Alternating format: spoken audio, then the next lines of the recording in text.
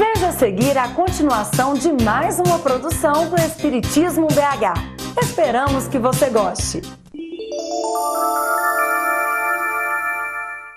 E quantos anos de existência e qual a extensão dos trabalhos desenvolvidos pelo projeto? Como disse, foi em 9 de maio de 1990, completamos 20 anos agora. O nosso trabalho, com as 8 obras que já editamos, e fazendo um levantamento hoje para trazer para aqui, já vendemos 236 mil livros dessas obras, espalhadas no país inteiro. E hoje a gente recebe consulta, quer dizer, pelo nosso site, inclusive, está sendo muito utilizado para consultar as dificuldades, pelo conhecimento dos nossos livros, que é de uma importância muito grande. E contamos com o apoio da direção do Centro Espírita Caminho da Redenção, através da editora Leal, que tem editado os nossos livros. E, felizmente, tem dado retorno pela grande quantidade de venda que tem existido. Então, com esses livros lançados no Movimento Espírita, e já alguns traduzidos para o espanhol, tem abrangido mais já nos países de língua hispânica. Esperamos poder amanhã, quem sabe, traduzir para o inglês, para o francês.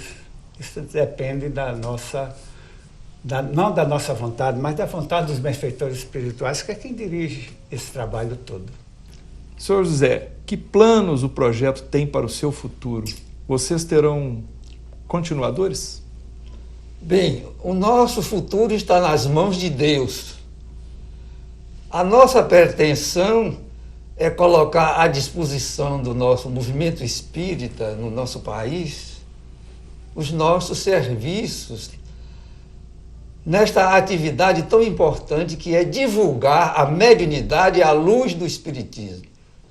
Porque a mediunidade ainda nos arraiais espíritas é muito desconhecida. Porque nós espíritas estudamos pouquíssimos a respeito desse assunto. E nós sabemos que a mediunidade é uma faculdade de uma complexidade muito grande.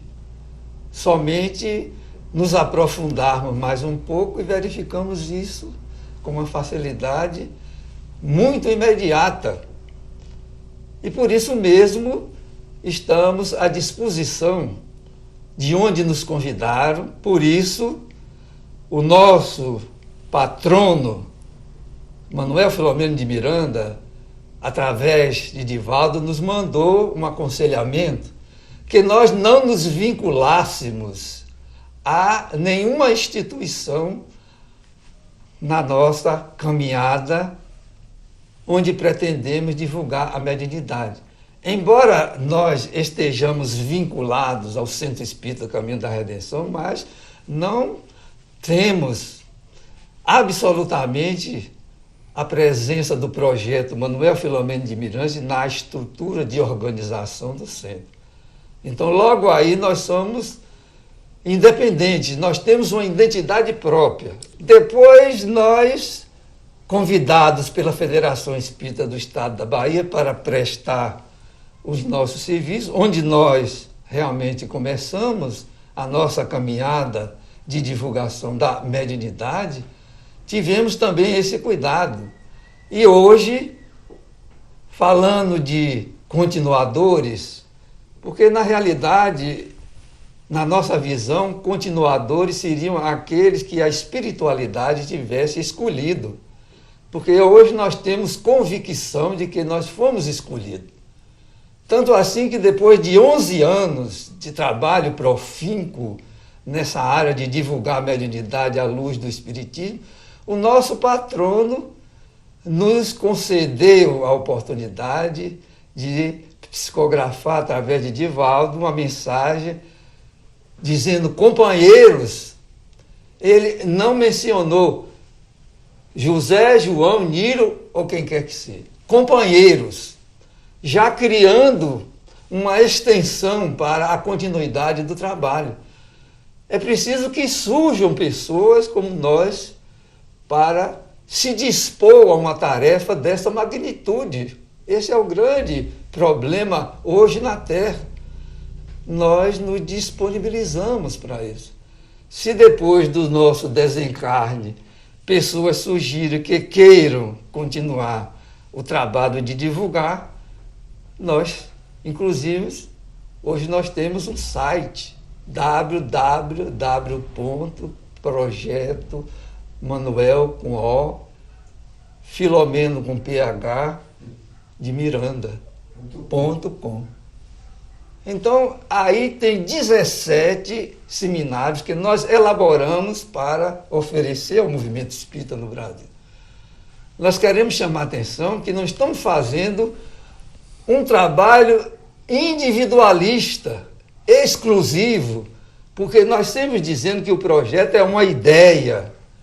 Não é Nilo, não é José, não é João, não é fulano, não é ciclano. Nós apenas nos oferecemos ao mundo espiritual e, inclusive, Divaldo nos disse certa opinião que ele concluiu que o projeto é um trabalho onde tem o dedo da nossa querida Joana de Ângeles. Ele diz, esse negócio de projeto, vai ver que é Joana que convidou Manuel para tomar conta dos meninos, que hoje nós somos chamados em todos os lugares, os meninos.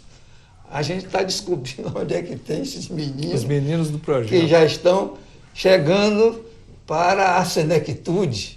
E há pouco tempo, com o bom humor que deve caracterizar toda a apresentação de tanta seriedade, como é falar da mediunidade, a nossa confreira da Federação Espírita do Amazonas, no último Semana Espírita de Vitória da Conquista, que convidamos a todos para irem para lá, porque o projeto tem um seminário que nós vamos fazer lá, no mês de setembro, do dia 5 até o dia 12. Então, essa senhora nos perguntou, isso que o amigo está perguntando, e os seus continuadores? Que idade vocês têm? Até foi um pouco inconveniente, né? Procurando saber da nossa idade. Então nós dissemos, querida amiga, você pode olhar para a gente que a gente já está caminhando mais para lá do que para cá. E os continuadores, então nós estamos com um pensamento de fazer um trabalho na Federação Espírita do Estado da Bahia, complementando aquilo que nós iniciamos. Porque todo ano, na Federação Espírita do Estado da Bahia, nós fazemos aquilo que nós chamamos um seminário matriz. E vão aqueles que são chamados de multiplicadores, para que esses façam esse seminário em diversas áreas do Estado da Bahia. Agora nós estamos pensando em fazer um complemento desse trabalho, atrair pessoas que desejem ser multiplicadores e treinar essas pessoas, para que eles falem a mesma linguagem dos nossos livros, da nossa maneira de apresentar o trabalho publicamente, porque não pode se fazer espiritismo sem treinamento. Se isso vingar, possivelmente nós teremos, de alguma forma, esses continuadores para poder levar adiante essa tarefa. A nossa parte nós estamos fazendo, porque é sempre comentando, para a gente não ficar perturbado no mundo espiritual. Todo aquele que faz trabalho dentro do espiritismo, baseado no exclusivismo, fica perturbado depois de morto. Por isso, nós escancaramos tudo aquilo que nós amealhamos durante esses 20 anos e colocamos à disposição dos que queiram tomar nas mãos essa tarefa abençoada, que é divulgar a mediunidade à luz do espiritismo. Esse é o nosso sonho, que realmente está se complementando a partir do ano passado. Nós tínhamos um desejo muito grande de colocar em um laboratório, numa reunião mediúnica, aquilo que nós colocamos nos nossos estudos, nos nossos livros. E a direção do Centro Espírita Caminho da Redenção nos concedeu essa oportunidade. Então, a benfeitora espiritual escolheu 16 pessoas e colocou nas nossas mãos, todos principiantes. E nós somos os coordenadores desse grupo mediúnico. Estamos gratificados. Mais de um ano que nós estamos convivendo com esses companheiros, que felizmente estão se conscientizando do que seja mediunidade e os resultados têm sido auspiciosos. Temos tido reuniões realmente com resultados de qualidade que às vezes nós nem queremos acreditar. Portanto, funciona. Reuniões mediúnicas com qualidade funcionam se tiver pessoas predispostas a colocar em prática a doutrina espírita, a ensinar espiritismo a essas pessoas para que elas realmente levem adiante a tarefa da mediunidade. Porque, como diz o nosso patrono, Manuel Filomeno de Miranda, no seu livro Trilhas da Libertação, mediunidade sem o controle da doutrina espírita se assemelha a alguém conduzindo um veículo ladeira abaixo, sem freios. Então, o desastre é iminente. Daí, nós estamos realmente, a essa altura dos acontecimentos da nossa vida, no projeto Manuel Filomeno de Miranda, caminhando para a autorrealização. João, quais outros espíritos integram os trabalhos desenvolvidos pelo projeto Manuel Filomeno de Miranda? Bom, pelo que José disse, momentos antes, Joana de Ângeles está por trás de tudo isso. Nós não temos assim essa captação direta da entidade veneranda que ela é, mas temos a certeza que o seu pensamento deve escoar através de Manuel Filomeno de Miranda, preenchendo as nossas necessidades, as nossas carências e ajudando-nos a coar um pouco de inspiração para os livros que a gente escreve. Porque nós, de um momento para o outro, nos reconhecemos com uma habilidade que nunca imaginávamos ter, de gravar no papel, de documentar com uma razoável clareza e com a simplicidade que o público requer dessas obras. Então, às vezes, eu, por exemplo, me admiro de ver coisas que foram escritas passando por essas 6 mãos, desatentas e sem habilidade para a literatura. Então, acreditamos, embora não tenhamos essa resposta clara, mas a benfeitora deve escoar o seu pensamento generoso para Manuel Filomeno de Miranda, e ele, que sabemos hoje na Terra, tem uma equipe que vai se tornando cada vez mais numerosa à medida que a sua obra vai ganhando importância pela contribuição que ela está trazendo para a própria humanidade. Então, essa equipe de espíritos, que para nós são sem nome, nós às vezes os sentimos, os registramos pela inspiração, pelo apoio, é que se constitui, como o Chico dizia, as luzes do arco-íris na sua maneira de evocar o mundo espiritual. Nós sabemos que espíritos amigos nos ajudam, nos inspiram, mas não têm nome para nós.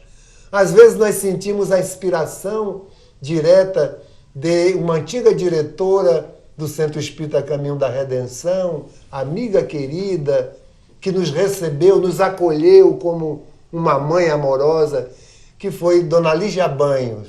Ela é carioca, é uma criatura dedicada, amorosa, amiga, irmã.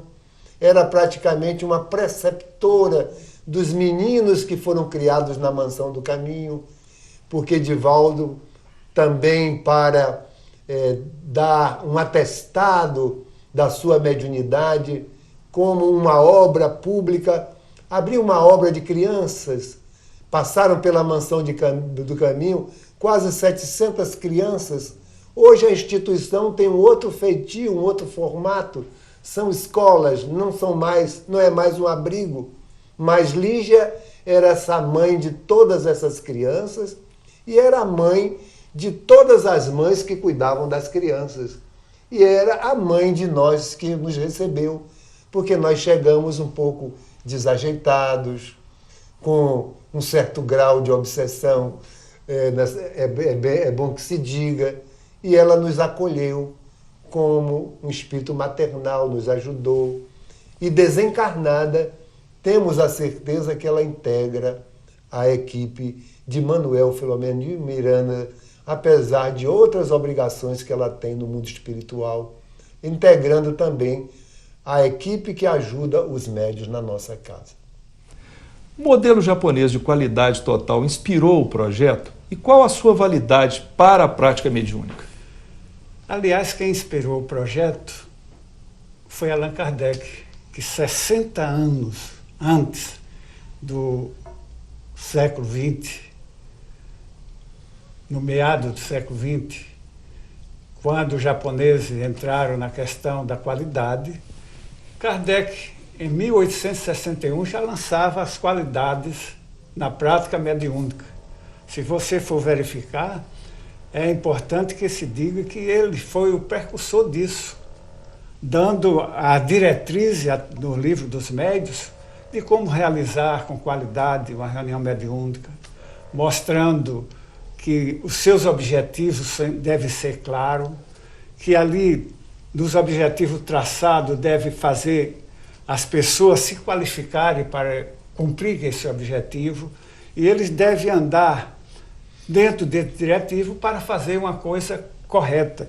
Você vê que na qualidade, primeiro vem o planejar. Se planeja, o que é que quer, quais são os seus objetivos, planejar os objetivos da reunião, mostrar como deve ser. Para planejar, a gente tem que traçar metas. Depois vem o fazer. Como fazer? Os procedimentos. Toda reunião mediúnica deve ter um regimento interno para mostrar quais são os direitos e os deveres, quais são as obrigações dos seus participantes. Tem que treinar. Para você ter uma ideia, a grande maioria dos frequentadores de reuniões mediúnicas nunca leram o livro dos médiuns. E é por isso que tem essa divergência toda nas casas. Como é que se pode fazer um procedimento normal se a gente não conhece aquilo que foi o principal, que foi que deu origem, que é o livro dos médiuns? E eu não estou falando de estudo, não. A grande maioria nunca leram. Estudar fica muito mais difícil. Então, depois vem o avaliar os procedimentos. E Kardec nos dá essas diretrizes. Isso 60 anos antes dos japoneses deslanchar com a qualidade total. Ou seja, o Kardec já estava aplicando os princípios. Os princípios disso, tudo isso. E depois de planejar, depois de a gente avaliar, a gente aí vai fazer os ajustes necessários para que possamos dar o andamento normal àquele trabalho, que é um trabalho de excelente qualidade. Se todo frequentador tivesse essa consciência dos objetivos de uma reunião mediúnica, da importância que é uma reunião mediúnica para o trabalho coletivo, para o trabalho da humanidade, a gente se dedicaria com muito mais carinho, estudaria mais, teria em mente, porque a maioria das pessoas frequenta a mediúnica e só se lembra da mediúnica no dia que vai para a mediúnica. É verdade. Só se lembra dela naquele momento. E, no entanto, ele deveria estar diariamente se lembrando que ele... Sintonizado, né? Sintonizado com a com o mundo tarefa. espiritual, com a tarefa, com os companheiros do grupo, que às vezes, outra coisa importante que acontece muito, é a gente se preocupar muito em atender o obsidiado que vem lá de fora, e às vezes tem um companheiro nosso que está passando por dificuldade. Encarnado, né? Encarnado. Nosso, que está ali conosco. E a gente está preocupado em atender o de fora. Então, essa preocupação de Kardec, quando ele nos dá as diretrizes, no capítulo 29, ele traça os objetivos normais de uma reunião mediúnica, de como proceder, as dificuldades que a gente vai encontrar. Então, a qualidade vem de Kardec. E foi os japoneses que colocaram ela no nível corporativo, mas o Kardec já tinha aplicado à prática mediúnica. Que devem fazer as instituições espíritas que se interessem pelo apoio direto do projeto? Entrar no nosso site, que é, assim, uma oportunidade conferida a todos aqueles que tiverem interessado em tomar conhecimento do nosso trabalho, que aí se encontra à disposição dos interessados. Se porventura as pessoas tiverem oportunidade de adquirir a literatura que nós escrevemos, é também uma outra forma de se assenhorear daquilo que nós colocamos em letra de forma para estudo dentro da casa espírita.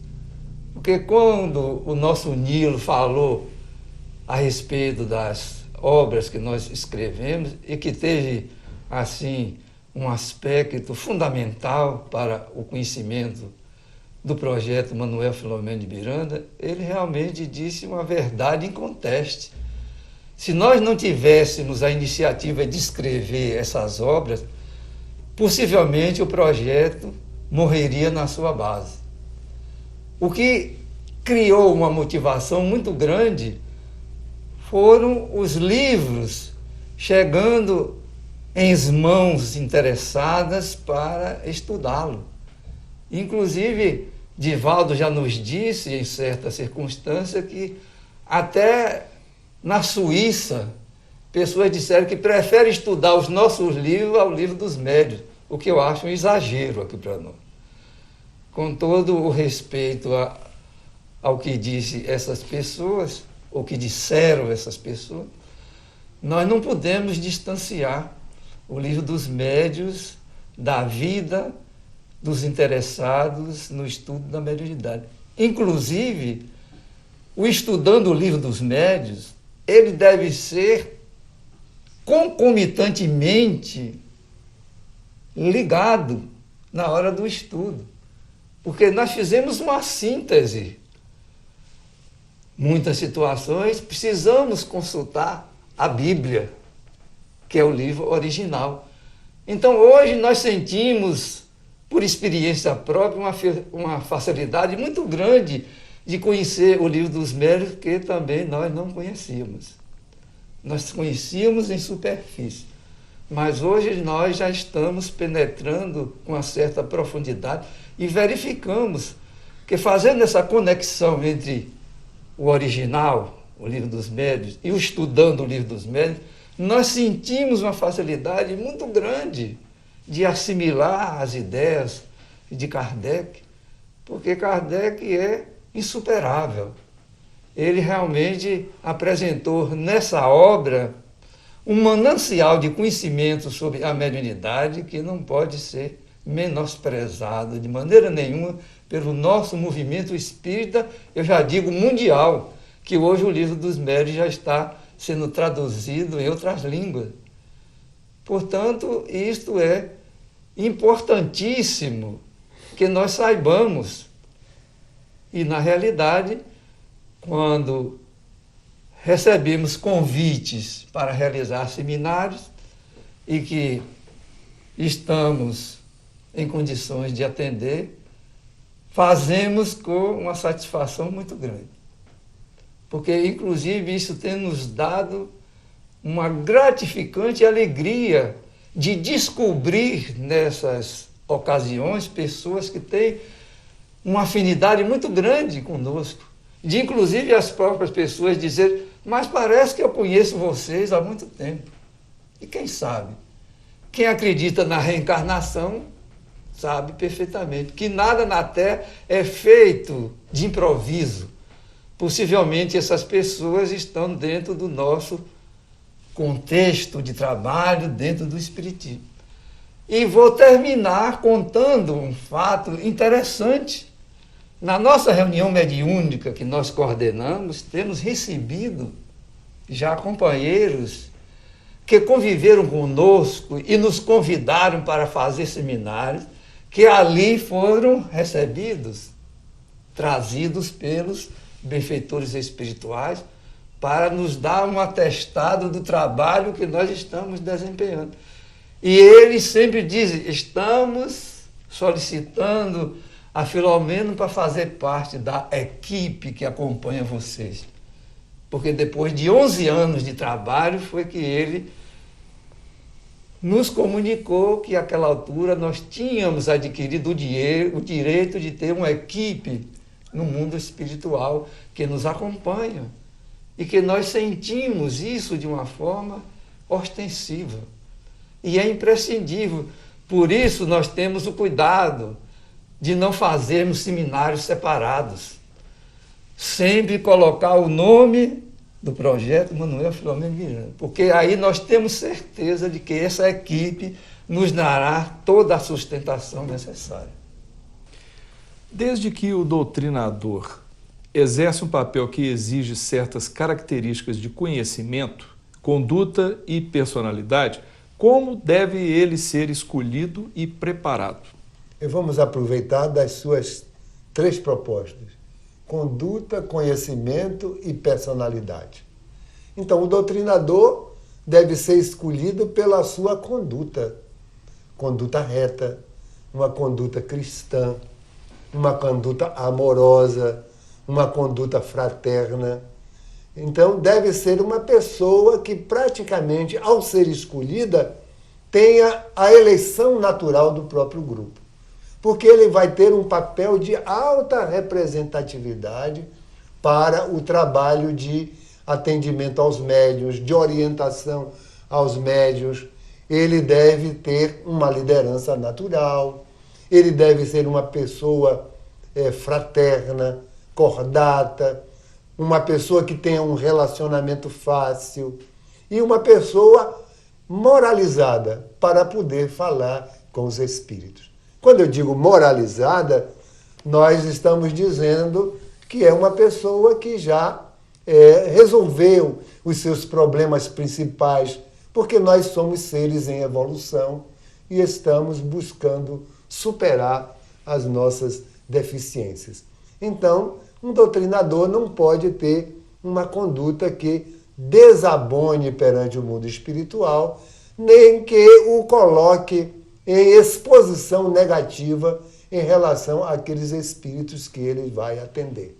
Então, um dirigente de um trabalho mediúnico, uma pessoa que tem uma liderança mais alta, deve ter esse discernimento para saber escolher uma pessoa que tenha essas características de conduta. Conhecimento. Conhecimento é muito importante. Um doutrinador deve ter um amplo embasamento doutrinário para que ele possa realmente aconselhar com firmeza, para que ele possa elucidar com segurança, para que ele, ao perceber as dificuldades das entidades espirituais, possa apresentar propostas saudáveis e renovadoras. Então, ele deve ter um conhecimento evangélico, a vida de Jesus, as propostas do cristianismo devem ser absolutamente familiares a um doutrinador. E um bom conhecimento de doutrina espírita, se possível, um conhecimento geral razoável, para que ele possa se sentir seguro, mas sem criar elitismo para essa função. Ele deve ser uma pessoa de belos sentimentos, para equilibrar as asas da evolução, o conhecimento e o sentimento, porque ele vai ajudar muito mais pelo sentimento do que pela informação, embora a informação seja um complemento indispensável. Então ele deve ter essa proposta de bom conhecimento. e a personalidade, uma personalidade capaz de ser humilde para aprender, porque a trajetória de um doutrinador é uma trajetória muito longa.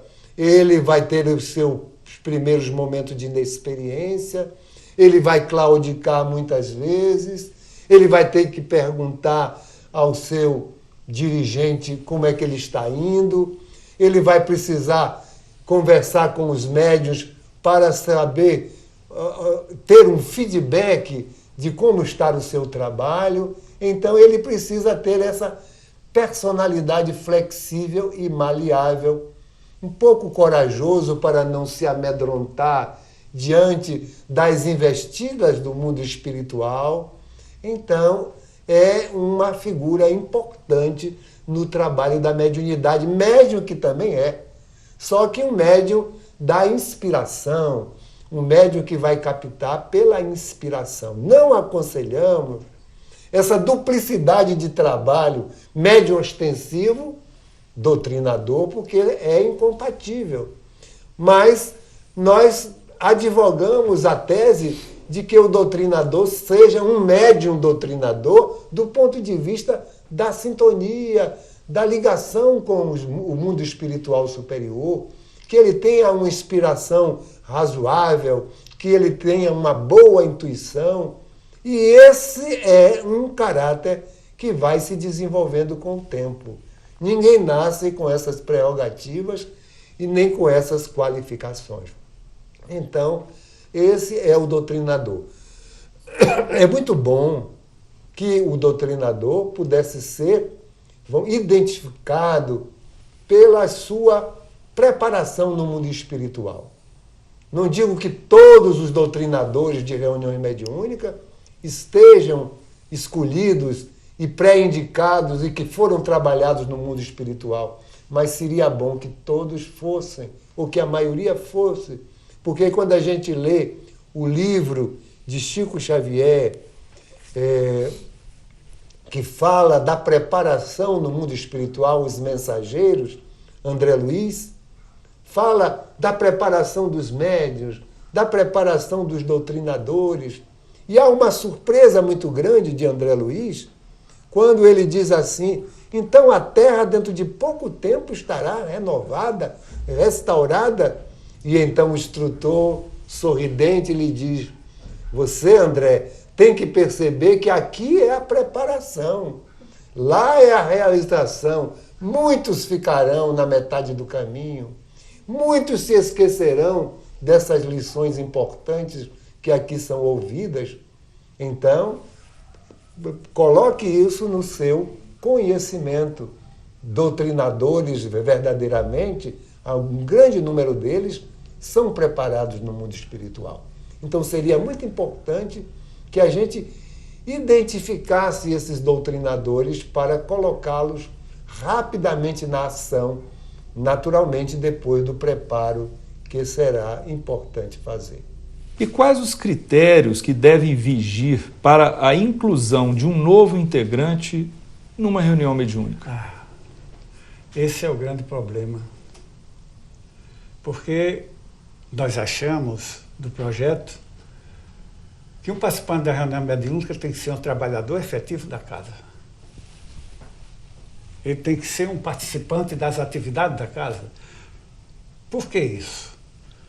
Porque ele participando das atividades da casa, ele fica conhecido dos mentores espirituais. Porque a pessoa que só vai na casa no dia da mediúnica e volta, que ligação tem ele com a casa, com as vibrações da casa?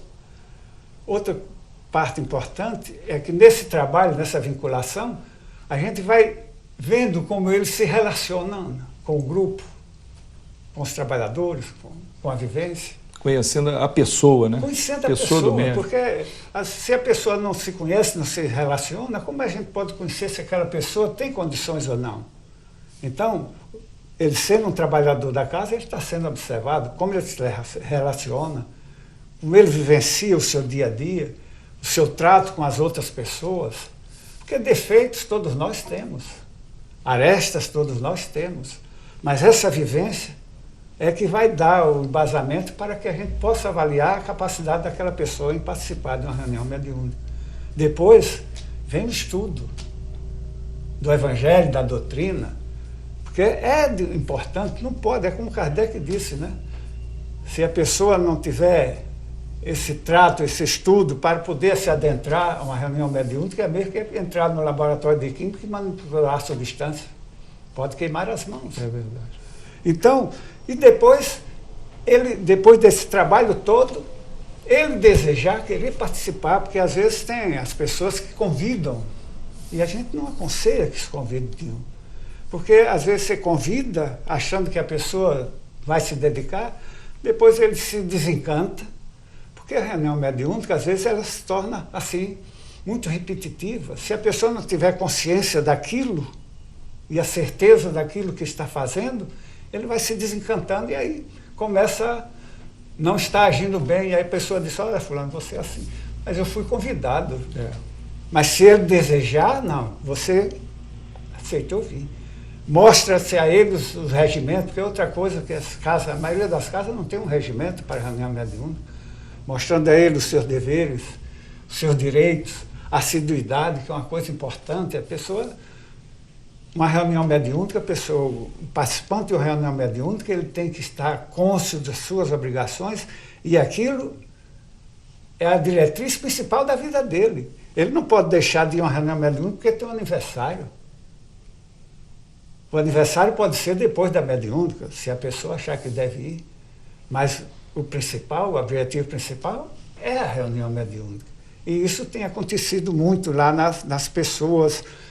Outra coisa muito importante, o participante da reunião mediúnica tem que frequentar as reuniões de exposição doutrinária. É obrigação. Porque ali, naquela psicoterapia de grupo, vai as pessoas receber, aqueles que vão de lá de fora, os benfeitores espirituais vão utilizar de quem? Dos fluidos dos frequentadores da casa para atender aqueles que vão de lá de fora.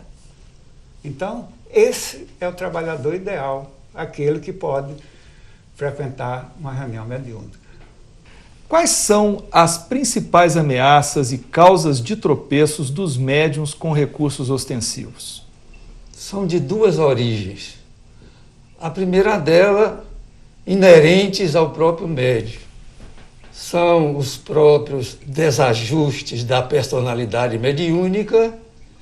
Em segundo lugar, as imperfeições morais que os médiuns trazem consigo através do seu processo evolutivo, a inexperiência, como é natural, que vai pesar muito, e também no campo das inerentes situações dificultosas que os médiuns têm que ultrapassar para santificar a mediunidade, ele vai se deparar com seus próprios desafetos, com os desafetos inimigos do Espiritismo, inimigos do Cristo, e uma gama muito grande daqueles que realmente são adversários do bem e da sua implantação na Terra.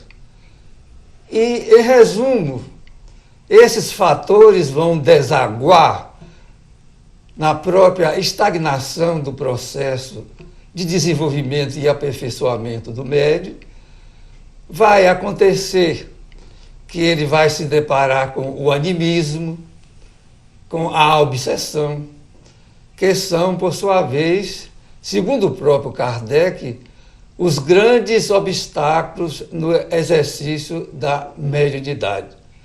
Portanto, esses fatores são imprescindíveis para que o médium tenha a iniciativa de ultrapassá-los, a fim de realmente atingir os objetivos de uma mediunidade com Jesus. Nós sabemos que muitos companheiros ligados à prática mediúnica, às vezes, desistem face de pequenos percalços e se afastam, né, das reuniões. O que o senhor teria a dizer sobre isso? Depende muito, vai depender muito da oração e da vigilância. Porque todos nós que entramos numa prática mediúnica com um objetivo sincero, já que ainda somos portadores de grande deficiência do nosso passado, requer de cada um de nós muita vigilância. Porque os amigos espirituais que não querem ver o progresso atacam de tudo quanto é maneira. E eles sabem os pontos fracos de cada um de nós. Então é necessário que a gente tenha consciência disso, se enquadre na vivência do Evangelho, procurando hoje ser melhor do que ontem e amanhã melhor do que hoje, para podermos criar em nós, com a nossa mente, porque o pensamento nosso é criador. Então, se a gente começa a pensar no bem, na vida de Jesus, na caridade, nós criamos ao redor de nós uma redoma, porque os nossos guias e anjos de guarda também estão a nos proteger. Mas se nós não damos essa possibilidade para eles, deixamos a brecha para que aqueles que não querem ver o progresso da humanidade atacar a nós. E aí, as decepções, as negligências das pessoas.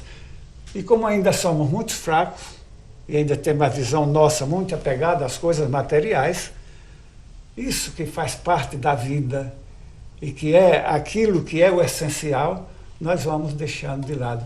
Inclusive, pela nossa própria educação histórica do passado, a gente vai negligenciando e achando que aquilo não tem tanta importância, quando é de suma importância na vida de cada um de nós. Senhor Nilo, muito obrigado, então, por sua participação, viu? Nós é que agradecemos e queremos deixar uma mensagem. Vale a pena perseverar no bem e vale a pena amar, porque o amor é de origem divina. Quanto mais se doa, mais se tem, sem nunca se acabar. Muito obrigado.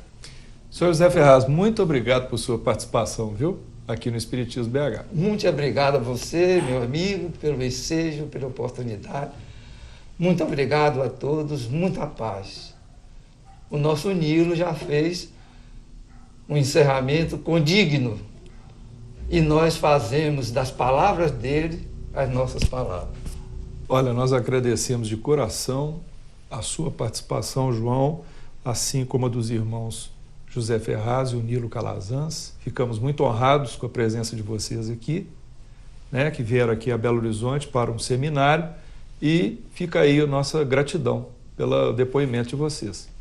A gratidão é toda nossa, falando em nome dos meus companheiros que me antecederam, irmãos da alma, que nos acompanham nessa trajetória, onde a gente vem aprendendo a superar a nossa deficiência, a nossa falta de grande cultura, para trazer a informação que a gente amealhou e transformá-la em material prático, em ferramentas úteis para os nossos irmãos que estão na trajetória da mediunidade.